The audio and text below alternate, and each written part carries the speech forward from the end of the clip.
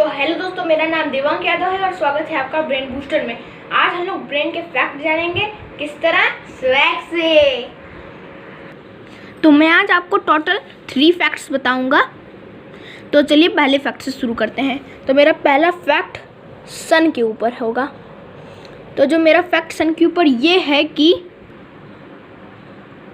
तो जो हमारा सन है वो उसका जो टेम्परेचर होता है ना, उसके इनर कोर का टेम्परेचर 5 मिलियन डिग्री सेल्सियस है और ये अर्थ से 150 मिलियन किलोमीटर दूर है। तो मेरे सन के ऊपर ये फैक्ट है कि ये जो हमारा सन है ना, ये भी एक दिन बर्थ हुआ होगा, ये तो सबको पता है। और ये ना 5 बिलियन ईयर बाद इसकी डेथ भी होगी। जी हाँ, आपने सही सुना, 5 बिलियन ईयर बाद सन की भी डेथ होगी। तो चलिए आज मैं सन स्टार की बर्थ डेथ पे डिस्कस करूँगा।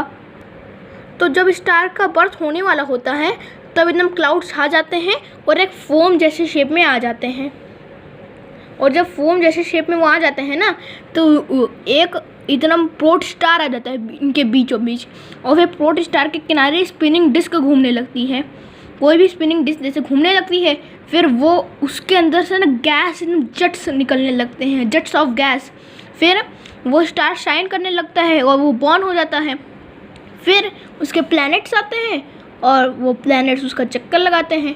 तो जो सबसे बड़ा प्लैनेट है ना, वो है सुपर जायंट। सुपर जायंट अभी तक साइंटिस्ट के सबसे बड़ा स्टार सुपर जायंट है। ये अब तक साइंटिस्ट के जानकारी में सबसे बड़ा स्टार दिखाया गया है। फिर रेड जायंट है सेकंड पे, third number blue super giant. फिर अब यही सवाल है कि सन कहाँ पर होगा। तो हमारा ये जो सन है वो यहाँ पर है। और फिर सबसे छोटे वाइट ड्वार्फ को दिखाया गया है।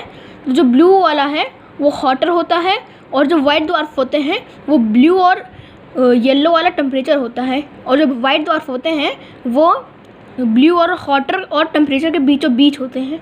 और फिर ये रेड जायंट जो है वो कूलर है, वो हवा देने वाला कूलर नहीं, वहाँ पे थोड़ा कम टेम्परेचर गर्म रहता है, कम गर्म रहता है।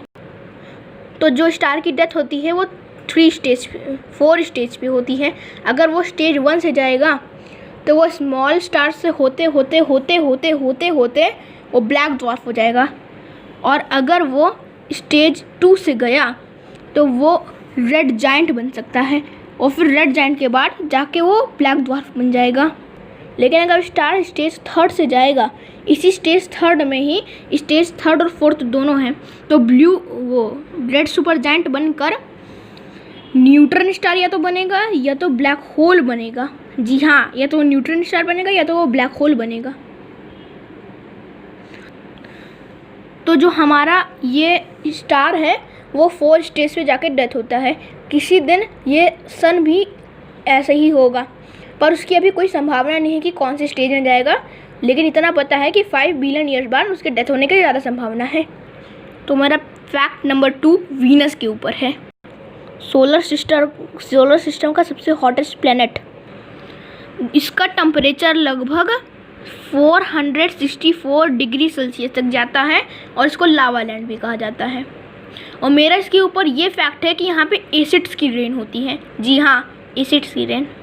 जैसे हमारा अर्थ है वहाँ पे वाटर साइकिल होती है, और वाटर साइकिल में जो ओशियन का पानी होता है वो इवापोरेट होकर, सन की लाइट्स इवापोरेट होकर कंडेंसेशन की तरह जाते जाते जाते जाते बारिश होती है कहीं पर, और रिवर्स के थ्रू वापस ओशियन में आ जाता है।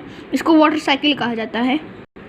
लेकिन कभी कभी कहा जाता है ना कि जब पहली बारिश होती है अर्थ में पहली बारिश होती है, उस बारिश में बहुत डेंजर होता है, क्योंकि जब मैग्मा कभी कभी होता है, वोल्केनो फूटते हैं तो उसमें से मैग्मा निकलता है, वो जाके पानी में, ओशियन के पानी में मिलता है, और फिर जो मिट्टी होती है वो मिलती है, फिर वही पानी में मिला हुआ चीज़ इवापोरेट होता है और फिर क्लाउड में जाता है, और एसिड्स भी उसमें मिले रहते हैं।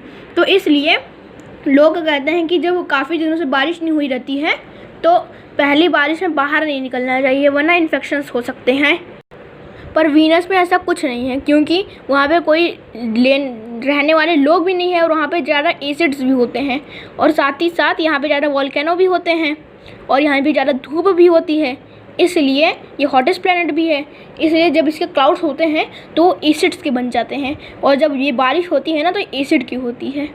जैसे जो हम लोगों का अर्थ है, ये जो हमारा अर्थ होता है, इसमें वाटर साइकिल होती है, जो वाटर इवापोरेट होकर वापस वहीं पर आ जाता है।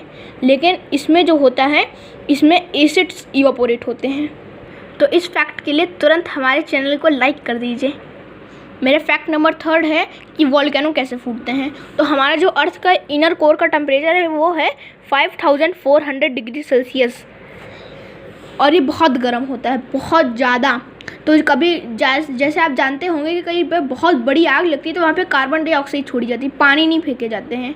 लेकिन कहीं पे छोटी आग लगती है तो वहाँ पे पानी फेंके जाते हैं, कार्बन डाइऑक्साइड नहीं, क्योंकि जब छोटी आग होती है तो उससे पानी से वो बुझ जाती है। लेकिन जो बड़ी आग होती है वो कार्बन डाइऑक्साइड से ही छूटती, मतलब कार्बन डाइऑक्साइड से ही ख़त्म होती है। क्योंकि अगर उस आग पर अगर हम लोग पानी फेंक देंगे तो वो आग बहुत बड़ी हो जाएगी। इसलिए जब अर्थ में भी बारिश होती है, जैसे इवापोरेट होकर कंडेंसेशन में बारिश होती है, तो वो जाके अर्थ के इनर कोर पे लग जाती है, और वो तो बहुत गर्म है और वहाँ पे आग भी बहुत ज़्यादा होगी। इसलिए वो एकदम उबलने लगता है। जैसे हम लोग कार्बन डाइऑक्साइड अगर जाएगी तो नहीं उबलेगा, लेकिन अगर पानी जाएगा तो उबलने लगी। बस उबलते उबलते उबलते उबलते, जैसे ये देख सकते हैं ये मार्क आ रहा है, और ये मार्क का यहीं पर ऐसे वॉल्केनो फूटता है। ये देखिए इसी तरह यहाँ पर आके फूटता है ये मैग्मा, ये देखिए ये ऐसे फूटता है यहाँ पर, यहीं पर आके फूटता है। और जो वॉल्केनोस होते हैं ना वो अलग अलग तरीके से फूटते हैं। जैसे कुछ वॉल्केनोस होते हैं बस फूटते हुए नीचे जाते हैं, लेकिन कुछ वॉल्केनोस का धुआं जो होता है वो काफ़ी ऊपर तक जाता है। जैसे ये देखिए सुपर कोस्टल को दिखाया है कि उसका 40 किलोमीटर तक चला जाता है, मतलब कि 24.8 मील्स तक उसका धुआं जाता है। लेकिन जो मेगा कोस्टल को दिखाया है ना वो 50 किलोमीटर तक चला जाता है, 31 मील्स तक। और कहीं पर जब वॉल्केनो फटता है, मतलब जाता लगता है, तो वहाँ का हाल कैसा होता है ये देखिए, ये सब ब्लॉकी लावास है। तो अगर आपको आज की वीडियो अच्छी लगे तो इसे लाइक सब्सक्राइब शेयर करिएगा। और मैंने आज आपको 3 फैक्ट्स बताए। मेरा पहला फैक्ट था सन के ऊपर, सन की बर्थ डेथ पे। फिर दूसरा फैक्ट था कैसे वीनस पे एसिड की बारिश होती है, और तीसरा फैक्ट था कैसे वॉल्केनो फूटते हैं। Thank you.